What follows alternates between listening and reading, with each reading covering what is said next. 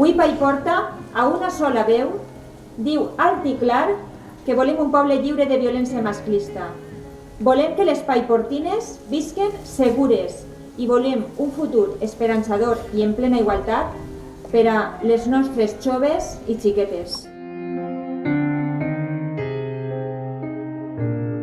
Es pot afirmar que la tracta de dones amb fins d'explotació sexual és un important fenomen que vulnera els drets d'un gran nombre de dones en l'actualitat, per la qual cosa mereix que se li preste especial atenció per posar-li fi. Una prostituta és una dona socialment invisible. La compra del cos de les dones ha sigut normalitzat per a massa homes i poc qüestionada socialment. I el repetiré les voltes que faça falta. La prostitució és violència.